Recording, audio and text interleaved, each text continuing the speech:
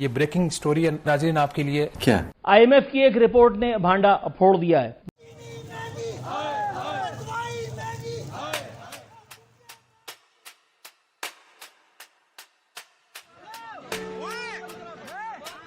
मुल्क में मौजूद गुर्बत में मजीद इजाफा हुआ है। गुर्बत की ये शरह बढ़ करके 28.8% हो चुकी है। पाकिस्तान में आटा वैसे ही गरीब जनता के चूल्हे से दूर हो चुका है। अब रमजान के महीने में फल और सब्जियों के दाम भी आसमान में पहुंच गए हैं, जिससे रोजेदारों को सहरी और इफ्तार करना भी मुश्किल हो गया है। सारे चोर ने शबाश शरीफ। आपको कोई इतराज हो?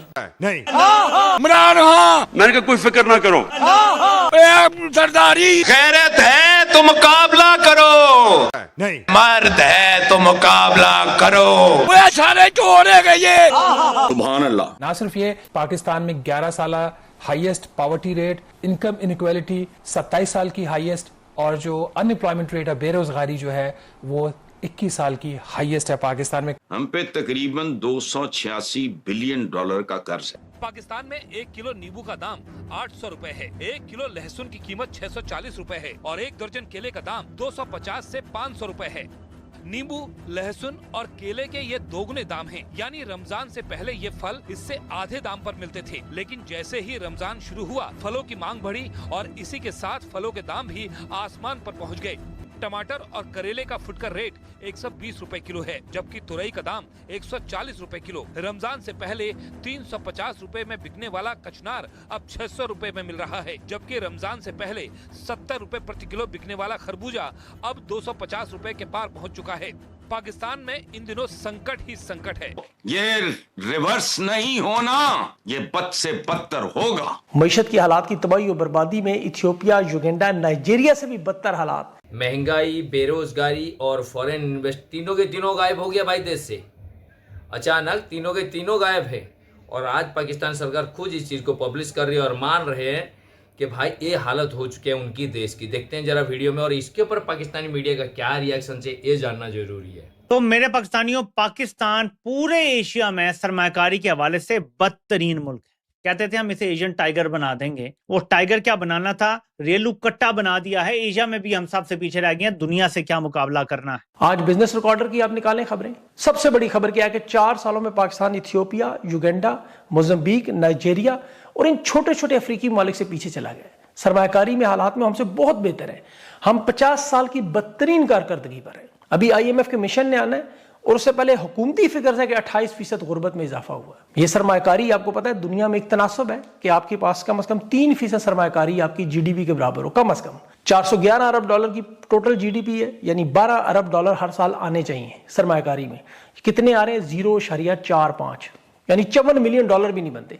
अब भारत के साथ, वियतनाम के साथ, चीन या सऊदी अरब को छोड़ें, बल्कि ये रूस की टूटी मुटी रियासतें, ये उज़्बेकिस्तान, ताजिकिस्तान, अजरबैजान, उन्हें भी छोड़े, ये अफ्रीका के तबाहशुदा ममालिक से भी हम नीचे चले गए। और ये field marshal general Asim Munir का सबसे बड़ा SIFC का मंसूबा था। उस सरमायाकारी में आने की बजाय 125 कंपनियां निकल गई।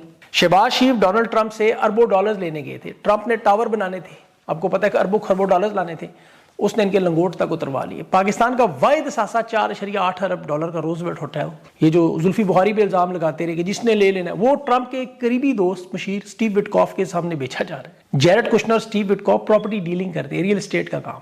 ये पाकिस्तान का वाहिद सासा था। अब इसके ऑपरेशन, मेंटेनेंस, तजीनो आराइश अमेरिका को दे दी। अब ये होटल की डील क्या है हमें बताएं तो सही। और ट्रंप 5 से 11 जहाजों तक पहुंचे। जरा 20 तक पहुंचा तो पार्लियामेंट, सेनेट, GHQ समेत सब कुछ ट्रंप को देना पड़ेगा। अभी तो गजा में फौज में उसने इनसे सिर्फ बोर्ड ऑफ पीस में दस्तखत करवाए हैं। यहां तक तो आपको समझ आ रही है कि डोनाल्ड ट्रंप अपने ख्वाब पूरे कर। ये जो रोजवेल्ट होटल है, यहाँ हॉलीवुड की फिल्में बनी है, ट्रंप ने खुद भी काम किया है। यानी वो मादनियात भी ले गया, असासे भी ले गया, और इन्हें चंद सौ मिलियन डॉलर भी नहीं दे रहा, बल्कि वो लेके लंगोट तक उतरवा रहा है। मईशत की हालत आप यहां से अंदाजा कर लें कि ये एक डाटा आया, बिजनेस रिकॉर्डर के अंदर भी ये डाटा छपा है, और वो ये बताता है कि पाकिस्तान की इंतहाई खतरनाक सूरत हाल है। इन्वेस्टमेंट जो पाकिस्तान के अंदर हो रही है वो एथियोपिया से, युगांडा से, सेनेगाल से, मोजम्बिक से, नमीबिया से, नाइजीरिया से, कोट दी आइवरी से और कांगो जैसे अफ्रीकी ममालिक से भी कम हो गई है जो पाकिस्तान में सरमायाकारी आ रही है। और ये इतनी कम सरमायाकारी है कि सारे रिकॉर्ड टूट गए हैं। जीडीपी के 0.4 5% से भी कम है और दुनिया का जो म्यार है वो 3% है। तो ये जनाब पाकिस्तान की इकोनॉमी का बेड़ा गर्क हुआ है। जनवरी 2026 तक 125 सरमायाकार कंपनियां पाकिस्तान से निकल गई हैं। कंपनियों का ताल्लुक बर्तानिया से है, यूएई से है, जापान से है, दुनिया के मुख्तलिफ मुल्कों से है। अभी एक बहुत बड़ी कंपनी जो है मित्सुबिशी, वो पाकिस्तान को छोड़कर चली गई। तो एक के बाद एक कंपनी जो है वो पाकिस्तान से अपना बोरिया बिस्तरा गोल कर रही है और पाकिस्तान को छोड़कर जा रही है। अब आप ये देखें, पाकिस्तान सबसे कम सरमायाकारी वाला मुल्क है इस खित्ते के अंदर भी, जहां पाकिस्तान है एशिया में। ताजा आदादोशुमार जो हैं उनके मुताबिक पाकिस्तान में सरमायाकारी का तनासुब 13.8%। बल्कि 2-3 चीजें आप ध्यान में रखें, पाकिस्तान में जो गुर्बत है वो 11 साल की बुलंद तरीन सतह पे है, बल्कि हर दूसरा पाकिस्तानी अब गरीब है। ये सरकारी पाकिस्तानी डाटा ये कहता है कि हम इस बुरी हालत में आ गए हैं। बेरोजगारी की शरह 21 साल की बुलंद तरीन सतह पे है। आमदन में जो अदम मसावात है, यानी अमीर और गरीब का फर्क बढ़ता चला जा रहा है, और ये जो फर्क बढ़ रहा है ये 27 साल की बुलंद तरीन सतह पर है। और एक और बड़ी अफसोसनाक चीज जो है इसमें वो ये है कि हमारे जो देही इलाकों में रहने वाले लोग हैं या गांव देहात में रहने वाले लोग हैं, उनकी गुर्बत में डबल इजाफा हुआ है। हम पे तकरीबन 286 बिलियन डॉलर का कर्ज है, जो इस मुल्क के जीडीपी का 70% है, और ये हमें कहानियां सुना रहे हैं। सुनते जाओ। अगर ये बुनियादी और जौहरी तब्दीलियां नहीं आती, it's not going to come to an end. ये रिवर्स नहीं होना, ये बद से बदतर होगा। चलो, गुज़श्ता दिनों एक न्यूट्रिशन इंटरनेशनल मीडिया वर्कशॉप में बताया गया कि मुल्क के दीगर सूबों के मुकाबले में पंजाब में ग़िज़ाई किल्लत का शिकार बच्चों और ख़वातीन की तादाद में तशवीशनाक हद तक इजाफा।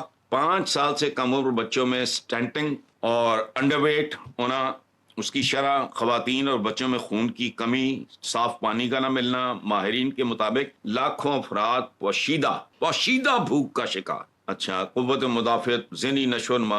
अच्छा भाई, जहाँ क्लीन ड्रिंकिंग वाटर नहीं और वासा खुद कहे कि इसमें आर्सेनिक होता है, उत्थे तुसी अगर 10 अरब दे जहाज खरी तो मुल्क ही बेच रहे हो। चंगा जिहा काम करो। और एक साबिक एमएनए है सारा बानो, वो कभी कभी बड़ा खूबसूरत बोलती हैं। उन्होंने कहा कि पायलट और को पायलट की सीट के बाद, पायलट और को पायलट की सीटों के बाद 17 सीटें बचती हैं। 17 सीटों की हुकूमत, 17 सीटों का जहाज, अवाम का सत्यानाश।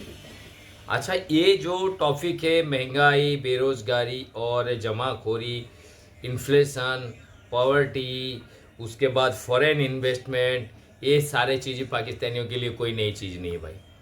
ये पाकिस्तानियों के लिए कोई नया चीज़ नहीं है। हर दिन हर पल ये सारे चीज़ों से वो रूबरू होते हैं भाई।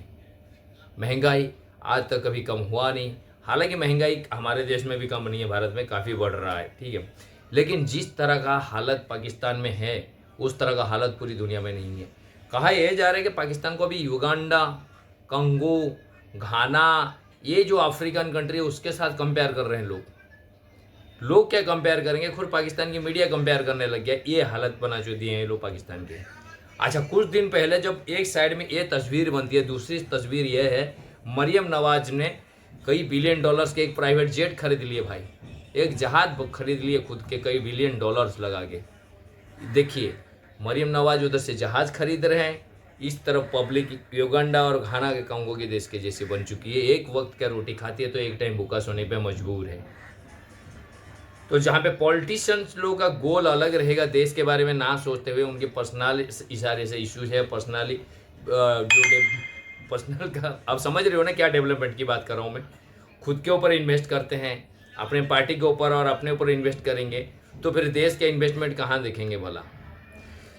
तो ये तो होना ही था, क्योंकि जो बना ही था शुरुआती दौर से ये पाकिस्तान के रूपरेखा ऐसा ही होगा बोल के पता चल गया था लोगों को। ज़बरदस्ती का भले भारत से लड़ाई झगड़ा करके अलग हो गया, हालांकि बहुत अच्छा हुआ है लोग अलग हुए हमारे देश से, नहीं तो आज इन लोगों को झेलना पड़ता है, हमारे देश को, भारत को इनको झेलना पड़ता।